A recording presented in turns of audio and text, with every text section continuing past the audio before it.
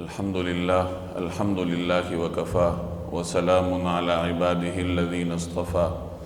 اما بعد فاعوذ باللہ من الشیطان الرجیم بسم اللہ الرحمن الرحیم شہر رمضان الذي انزل فيه القرآن هدى للناس وبينات من الهدى والفرقان فمن شهد منكم الشهر فليصم ومن كان مريضا أو على سفر فعدة من أيام أخر يريد الله بكم اليسر ولا يريد بكم العسر ولتكملوا العدة ولتكبروا الله على ما هداكم ولعلكم تشكرون صدق الله العظيم۔ بزرگان محترم اور میرے عزیز دوستوں اور بھائیوں، اس کائنات کا آغاز ہوئے ہزارہا برس گزر چکے ہیں۔ حضرت آدم علیہ السلام سے اللہ تبارک و تعالی نے اس کائنات میں نسل انسانی کے سلسلے کا آغاز فرمایا، اور یہ سلسلہ چلتا ہی جا رہا ہے یہاں تک کہ قیامت واقع ہو جائے گی۔ اس کائنات میں جہاں اور بہت ساری تبدیلیاں واقع ہوئی ہیں، وہاں انسانوں کی زندگیاں بھی بتدریج مختلف تغیرات اور تبدیلیوں سے گزرتی رہی ہیں۔ گزشتہ زمانوں میں انسانوں کی زندگیاں زیادہ ہوتی تھیں، آہستہ چلتے چلتے بتدریج انسانوں کی زندگیوں میں تعداد کے اعتبار سے کمی آتی گئی۔ طوفان نوح سے پہلے لوگوں کی زندگیاں کچھ اور تھیں، اور طوفان نوح کے بعد آہستہ آہستہ زندگیوں کی تعداد میں کمی آتی گئی۔ چنانچہ مختلف اسرائیلی روایات میں آتا ہے کہ طوفان نوح سے پہلے لوگوں کی زندگیاں 900 اور 1000 برس کے لگ بھگ ہوتی تھیں۔ حضرت آدم علیہ السلام کے بارے میں آتا ہے کہ ان کی زندگی 930 برس تھی۔ حضرت شیس علیہ السلام کی زندگی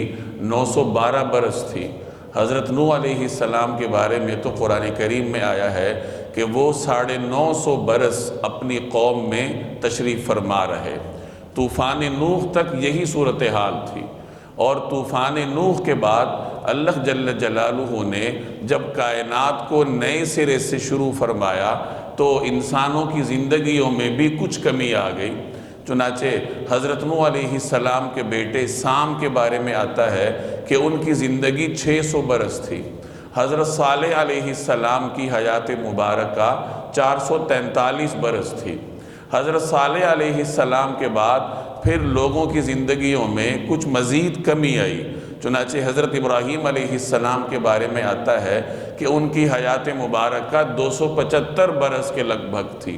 حضرت ایوب علیہ السلام کی زندگی 217 برس کی منقول ہے۔ حضرت ایوب علیہ السلام کے بعد پھر لوگوں کی زندگیاں مزید کم ہو گئیں۔ چنانچہ اب عام طور پر لوگوں کی زندگیاں 100 اور 150 برس کے درمیان رہیں، اور بہت کم ایسا ہوا ہوگا کہ ان کے بعد کسی کی عمر 200 برس کے قریب ہوئی ہو۔ چنانچہ حضرت عمران کے بارے میں آتا ہے کہ ان کی زندگی 137 برس کی تھی۔ حضرت موسیٰ علیہ السلام کی حیات مبارکہ 120 برس تھی۔ اسی طریقے سے حضرت ہارون علیہ السلام کی مبارک زندگی 110 برس تھی، اور اسی طریقے سے لوگوں کی زندگیوں میں کمی آتی گئی، یہاں تک کہ آخری امت کا زمانہ آ گیا۔ رسول اللہ صلی اللہ علیہ وسلم کی حیات طیبہ 63 برس تھی، اور آپ صلی اللہ علیہ وسلم کے صحابہ کرام کی بھی اوسط زندگیاں 60-70 کے درمیان تھیں۔ کوئی صحابی ایسے ہوں گے جو 80-90 برس تک پہنچے ہوں گے، اور بہت کم کوئی صحابی ایسے ہوں گے جن کی عمر 100 سے تجاوز کی ہوگی۔ غالباً حضرت انس رضی اللہ تعالی عنہ کی حیات مبارکہ 100 برس سے تجاوز کر گئی تھی۔ تو گویا کہ اس آخری امت جو آخری زمانے میں آئی ہے، ان کی زندگیاں اوسط 60-70 برس کے درمیان ہیں۔ اب یہ امت سب سے افضل ہے۔ کنتم خیر امہ، اللہ تبارک و تعالی نے اس امت کو سب سے افضل امت قرار دیا ہے۔ اب افضل امت یہی ہے، اور سب سے پہلے جنت میں بھی اسی امت نے داخل ہونا ہے، اور زندگی ان کی آپ کے سامنے ہے کہ 60 برس اور 70 برس۔ اگر آج کے دور میں کسی مسلمان کی زندگی 60 برس ہے تو 30 برس تو وہ سونے میں گزار دیتا ہے، کیونکہ 24 گھنٹے کا جو دن اور رات کا دورانیہ ہوتا ہے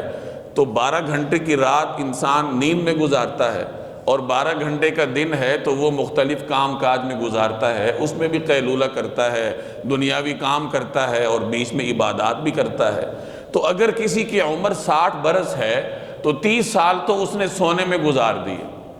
اور باقی جو اس کے 30 سال ہیں تو اس میں 10 سال 8 سال بچپن کے آپ نکال دیں تو پیچھے 20 برس کی عمر ایسی رہ جاتی ہے جس کو آپ اس شخص کی فعال زندگی کہہ سکتے ہیں، کہ 60 برس پانے والا ایک شخص، 60 برس کی عمر پانے والا ایک شخص 20 برس ایسے گزارتا ہے جس کو آپ فعال کہہ سکتے ہیں۔ ان 20 برسوں میں بھی اس نے دنیاوی کام بھی کرنے ہیں، گھریلو کام کاج ہیں، اسفار ہیں، اور مختلف بکھیڑے اس کے انتظار میں ہوتے ہیں، اور اسی میں اس نے عبادات بھی کرنی ہے۔ تو زیادہ سے زیادہ آپ 10 سال لگا لیجئے، 12 سال لگا لیجئے، گویا کہ 60 برس کی عمر پانے والے ایک شخص کے اگر دینی زندگی کو شمار کیا جائے، عبادات پر صرف ہونے والے اس کے لمحات کو شمار کیا جائے تو وہ 10 برس بنتے ہوں گے، 12 بنتے ہوں گے، بہت زیادہ ہوں گے تو 15 برس بنتے ہوں گے۔ اور گزشتہ زمانے میں یہ تعداد کہیں زیادہ تھی،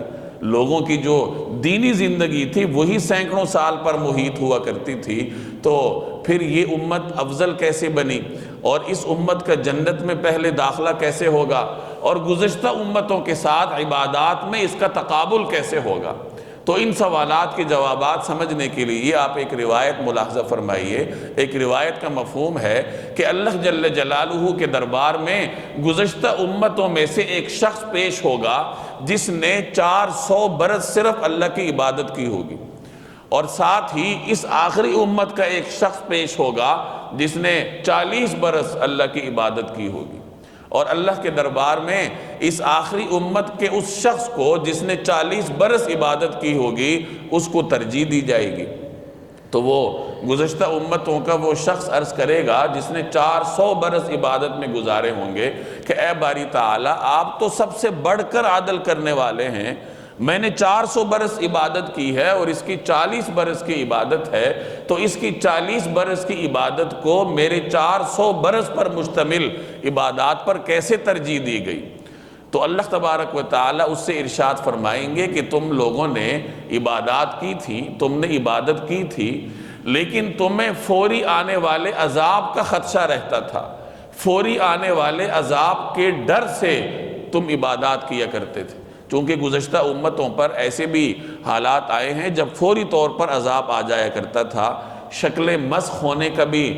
واقعہ موجود ہے۔ اسی طریقے سے ایسے واقعات بھی منقول ہیں کہ رات کو کسی نے کوئی گناہ کیا تو صبح اس کے دروازے پر لکھا گیا کہ اس نے فلاں عبادت کی تھی۔ تو اس قسم کی فوری سزاؤں کا رجحان ان زمانوں میں، ان امتوں میں موجود تھا۔ تو اللہ جل جلالہ اس سے یہی ارشاد فرمائیں گے کہ تم نے عبادات کی ہیں، ضرور کی ہیں، لیکن تمہیں فوری آنے والے عذاب کا دھڑکا لگا رہتا تھا، جبکہ یہ شخص جس امت کا ہے اس امت کا اس آیت پر ایمان تھا، وَمَا كَانَ اللَّهُ لِيُعَذِّبَهُمْ وَأَنْتَ فِيهِمْ وَمَا كَانَ اللَّهُ لِيُعَذِّبَهُمْ وَهُمْ مُسْتَغْفِرُونَ۔ قرآن کریم کی یہ آیت ہے کہ اللہ تبارک و تعالی ان کو عذاب نہیں دینے والا جبکہ آپ یعنی رسول اللہ صلی اللہ علیہ وسلم ان کے درمیان ہیں۔ گویا نبی کریم صلی اللہ علیہ وسلم کا بابرکت وجود اس امت پر سے عذاب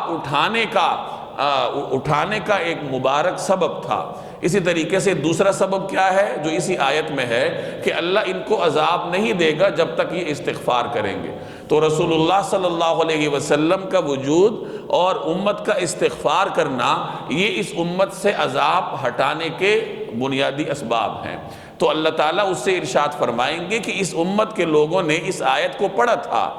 کہ جب تک یہ دو چیزیں ان کے درمیان ہیں، یہ لوگ استغفار کرنے والے ہیں، تو اللہ کا عذاب ان کے اوپر نہیں آئے گا۔ گویا ان کو یقین تھا کہ جب ہم استغفار کر رہے ہیں تو ہم پہ عذاب نہیں آئے گا، اور اس کے باوجود یہ عبادات کرتے تھے۔ تو اس روایت سے معلوم ہوا کہ اس امت کی عبادات کو گزشتہ امتوں کی عبادات پر وزن دینے والی بنیادی چیز اس امت کا ایمان ہے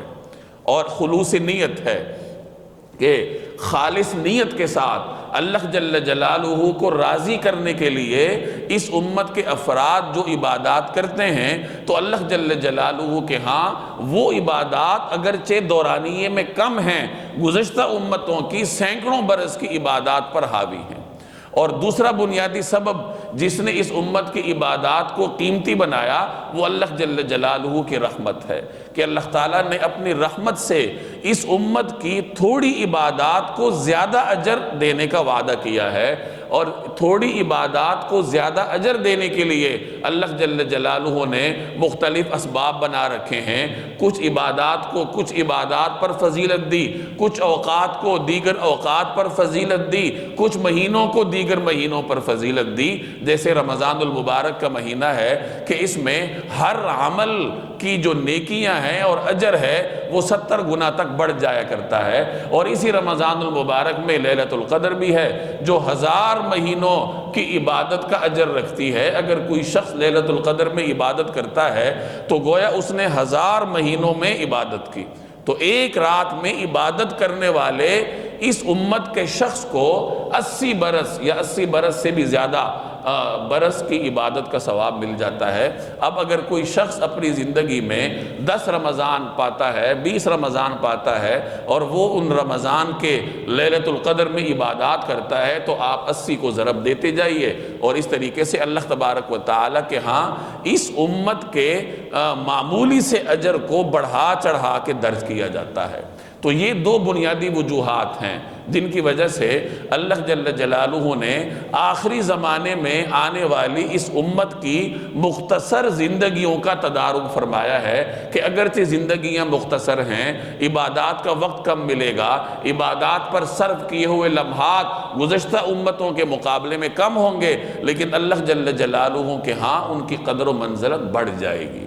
تو رمضان المبارک کی آمد ہے، اور یہ تفصیل میں نے اس لیے عرض کی تاکہ رمضان المبارک کی اہمیت ہمارے دل و دماغ میں آئے کہ جب گزشتہ امتوں سے ہمارا سامنا ہوگا میدان حشر میں، اور کوئی 1000 برس کی عمر لے کے بیٹھا ہوگا، کوئی 500 برس کی عمر لے کے بیٹھا ہوگا، اور اس میں سینکڑوں برس کی زندگیاں صرف ان کی عبادات میں گزری ہوں گی، جہاد میں گزری ہوں گی، نمازوں میں گزری ہوں گی، عبادات میں صرف کی ہوں گی۔ اب جب وہاں میں نے اور آپ نے 60 برس کی زندگی کو لے کے پیش ہونا ہے، جس میں ہماری عباداتی زندگی ٹوٹل 10-15 برس ہے، تو پھر وہاں ہمارے نامہ اعمال کو وزنی کرنے والی جو بنیادی چیز ہے وہ یہی رمضان المبارک کے مبارک لمحات میں کی گئی عبادات ہیں۔ تو اس حوالے سے رمضان المبارک امت محمدیہ کے ہر فرد کے لیے اللہ جل جلالہ کی جانب سے ایک بڑا انعام ہے۔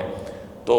جب یہ ایک مرکزی مہینہ ہے اور ہماری زندگیوں میں بنیادی اہمیت رکھتا ہے، آخرت میں ہمارے نجات کا دار و مدار ہی رمضان المبارک کے اعمال پر ہے، تو پھر اس مہینے کو اہتمام کے ساتھ گزارنا چاہیے۔ اور جو بھی انسان کو زندگی میں اہم کام درپیش ہوتا ہے تو انسان اس اہم کام کی پہلے سے تیاری کرتا ہے۔ ایسا نہیں ہوتا کہ ایک طالب علم مشکل پرچے میں جا کے اچانک سے بیٹھ جائے، پہلے سے تیاری نہ کی ہو۔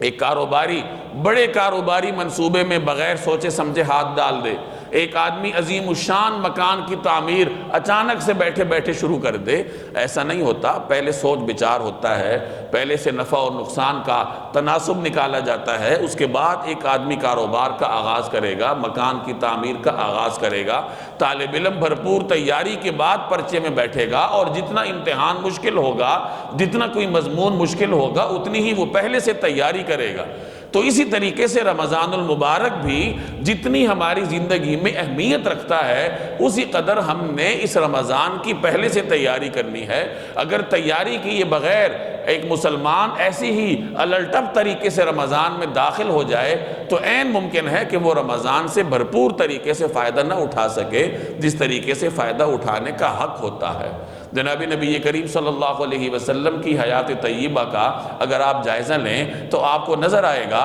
کہ نبی کریم صلی اللہ علیہ وسلم رمضان المبارک کی تیاری پہلے سے شروع فرما دیا کرتے تھے، اور صحابہ کرام کو رمضان المبارک کی تیاری کی ترغیب بھی زبانی طور پر دیا کرتے تھے۔ چنانچہ ایک روایت حدیث کی کتابوں میں موجود ہے کہ جب رجب کا چاند طلوع ہوا تو آپ صلی اللہ علیہ وسلم نے صحابہ کرام کو یہ دعا سکھائی، اللہم بارک لنا فی رجب و شعبان وبلغنا رمضان، کہ یا اللہ ہمارے رجب اور شعبان کو بابرکت بنائیے اور ہمیں رمضان تک پہنچا دیجئے۔ گویا کہ 2 مہینے پہلے سے رمضان المبارک کی تیاری شروع کروا دی کہ جب یہ دعا ہوتی رہے گی اور رمضان تک بابرکت طریقے سے پہنچنے کی دعا ایک مومن 2 مہینے پہلے سے کرے گا تو لاشعوری طور پر اس کے دل و دماغ میں رمضان کی اہمیت بیٹھتی جائے گی۔ اسی طریقے سے ایک اور روایت کا مفہوم ہے کہ ایک موقع پر نبی کریم صلی اللہ علیہ وسلم نے صحابہ کرام سے ارشاد فرمایا، ماذا یستقبلکم وتستقبلون، کہ کون سی چیز تمہارا استقبال کرنے والی ہے اور تم کس چیز کا سامنا کرنے لگے ہو۔ جب انتہائی تاکید کے ساتھ، اہتمام کے ساتھ نبی کریم صلی اللہ علیہ وسلم نے یہ جملہ ارشاد فرمایا تو حضرت عمر رضی اللہ تعالی عنہ بول پڑے کہ یا رسول اللہ، کیا وحی نازل ہونے والی ہے یا کسی دشمن کا حملہ ہونے والا ہے؟ یعنی ہم کسی بڑی چیز کا سامنا کرنے والے ہیں اور ایک بڑی چیز ہمارا سامنا کرنے والی ہے، تو وہ بڑی چیز کیا ہے؟ کیا اللہ کا کلام ہے؟ کیونکہ اللہ کے کلام کو روحانی طور پر سب سے برتری حاصل ہے، اور یا پھر کوئی بڑا دشمن حملہ کرنے والا ہے کہ ہمیں حصی طور پر اس کی تیاری کرنی پڑے، تو کیا کوئی وحی نازل ہونے والی ہے یا دشمن حملہ کرنے لگا ہے؟ تو آپ صلی اللہ علیہ وسلم نے فرمایا کہ ان اللہ یغفر، کہ اللہ تبارک و تعالی مغفرت فرماتا ہے فی اول لیلۃ من شہر رمضان لکل اہل القبلہ، رمضان المبارک کی پہلی رات ہر اہل قبلہ یعنی ہر کلمہ گو مسلمان کی مغفرت اللہ جل جلالہ فرما دیتے ہیں۔ گویا کہ ایک ایسا مبارک مہینہ تمہاری طرف متوجہ ہے اور تم ایسے مبارک مہینے میں داخل ہونے والے ہو جس کی برکتوں کا اندازہ اسی بات سے لگائیے کہ اس کے پہلے مرحلے میں، اس کی پہلی رات میں ہی اللہ تبارک و تعالی ہر کلمہ گو مسلمان کی مغفرت فرما دیتے ہیں۔ تو جب پہلی رات میں اللہ جل جلالہ کی مغفرت اور اللہ کی رحمتوں کا یہ عالم ہے، تو جیسے جیسے رمضان آگے بڑھتا جائے گا، آخری عشرہ آئے گا، طاق راتیں آئیں گی، پھر اللہ تبارک و تعالیٰ کی رحمتوں کا کیا عالم ہوگا انسان تصور بھی نہیں کر سکتا۔ تو اس طریقے سے زبانی طور پر نبی کریم صلی اللہ علیہ وسلم نے صحابہ کرام کو رمضان المبارک کی طرف متوجہ فرمایا، اور بعض حدیث کی کتابوں میں شعبان کے آخری دن نبی کریم صلی اللہ علیہ وسلم کا ایک خطبہ بھی منقول ہے جو حضرت سلمان فارسی رضی اللہ تعالی عنہ نے نقل فرمایا کہ اے لوگو، تم پر ایک بڑا عظیم مہینہ سایہ فگن ہونے لگا ہے، اور تفصیلی روایت ہے جس میں رمضان المبارک کے مختلف فضائل آپ صلی اللہ علیہ وسلم نے صحابہ کے سامنے بیان فرمائے۔ تو یہ ہمیں حضور علیہ السلام کی سیرت میں رمضان المبارک کی تیاری کا زبانی عنصر ملے گا کہ زبانی طور پر آپ صلی اللہ علیہ وسلم نے صحابہ کرام کو رمضان المبارک کی تیاری کی طرف متوجہ فرمایا، اور عملی طور پر بھی آپ صلی اللہ علیہ وسلم رمضان المبارک کے لیے تیاری فرماتے تھے۔ چنانچہ شعبان کے مہینے میں آپ صلی اللہ علیہ وسلم کثرت سے روزے رکھتے تھے۔ جیسے فرائض کے بارے میں آتا ہے، آپ صلی اللہ علیہ وسلم فرائض سے پہلے سنتیں ادا فرماتے تھے اور فرائض کے بعد بھی سنتیں ادا فرمانے کا معمول تھا۔ تو اسی طریقے سے رمضان سے پہلے بھی روزے اور رمضان کے بعد شوال کے بھی روزے جناب رسول اللہ صلی اللہ علیہ وسلم سے ثابت ہیں۔ تو چنانچہ حضرت اسامہ بن زید رضی اللہ تعالی عنہ کی ایک روایت کا مفہوم ہے کہ نبی کریم صلی اللہ علیہ وسلم سے انہوں نے عرض کیا کہ یا رسول اللہ، جس کثرت سے آپ شعبان میں روزے رکھتے ہیں، کسی اور مہینے میں آپ کو اس کثرت سے روزے رکھتے ہوئے نہیں دیکھا گیا۔ تو آپ صلی اللہ علیہ وسلم نے ارشاد فرمایا کہ رجب اور رمضان کے درمیان یہ جو مہینہ ہے، لوگ اس سے غفلت میں پڑے رہتے ہیں، اور اس مہینے میں اعمال اللہ کے ہاں پیش ہوتے ہیں۔ تو میری یہ خواہش ہے کہ جب میرے اعمال اللہ کے ہاں پیش ہوں تو میں روزے سے ہوں۔ تو شعبان کے مہینے کو اعمال پیش ہونے کا مہینہ بھی قرار دیا، اور اس مہینے کو آپ نے ایک افضل مہینہ قرار دیا کہ رجب اور رمضان کے درمیان یہ جو مہینہ ہے لوگ اس کی اہمیت سے غافل ہیں کہ اس کے بعد کتنا عظیم اور کتنا مبارک مہینہ ان کی طرف متوجہ ہونے والا ہے۔ اور بھی مختلف روایات کا مفہوم ہے کہ آپ صلی اللہ علیہ وسلم شعبان میں کثرت سے روزے رکھا کرتے تھے۔ تو زبانی طور پر بھی اور عملی طور پر بھی نبی کریم صلی اللہ علیہ وسلم نے امت کے لیے رمضان المبارک کی تیاری کا اسوہ چھوڑا ہے۔ اب یہ میرے اور آپ کی ذمہ داری ہے کہ ہم رمضان المبارک کی تیاری کس طریقے سے کرتے ہیں۔ پہلے سے رمضان کی تیاری کرنی پڑے گی۔ اب چند دن باقی ہیں، پھر یہ مبارک مہینہ شروع ہوگا، تو انسان سب سے پہلے اللہ جل جلالہ کی بارگاہ میں توبہ طائب ہو، توبہ کا اہتمام کرے، پہلے سے اپنے آپ کو گناہوں سے پاک کرے، استغفار کا معمول بنائے۔ ابھی سے استغفار کا معمول بنے گا تو رمضان کی مبارک ایام اور مبارک راتوں میں استغفار کر پائیں گے۔ دوسرے نمبر پر قرآن کریم کی تلاوت کا معمول بنایا جائے۔ اس مہینے میں نبی کریم صلی اللہ علیہ وسلم سے بھی قرآن کریم کے ساتھ تعلق نسبتاً زیادہ منقول ہے، اور یہی صورتحال صحابہ کی بھی تھی اور اسلاف کی بھی تھی۔ امام مالک بڑے محدث گزرے ہیں، ان کے بارے میں آتا ہے کہ جب رمضان کا مہینہ آتا تھا تو وہ تمام کتابوں کو بند کرتے تھے، لوگوں کے سوالات کے جوابات دینا بند فرما دیتے تھے اور قرآن کریم کی طرف متوجہ ہوتے تھے اور مسجد میں ہی زیادہ وقت گزار کر تلاوت فرمایا کرتے تھے۔ تو اس طریقے سے امت مسلمہ کے اسلاف نے اپنے طرز عمل سے ہمارے لیے یہ اسوہ چھوڑا ہے کہ رمضان المبارک کے مہینے میں کثرت سے تلاوت کرنی ہے۔ اور ویسے بھی رمضان ہی میں قرآن کریم نازل ہوا ہے، تو رمضان کا قرآن کریم کے ساتھ نسبتاً زیادہ تعلق ہے۔ تلاوت ہر وقت مسلمان کو کرنی چاہیے، لیکن رمضان کے مہینے میں کثرت سے کرنی چاہیے، اور یہ اس وقت ہم کر سکیں گے جب ابھی سے تلاوت قرآن پاک کرنے کا معمول بنایا جائے۔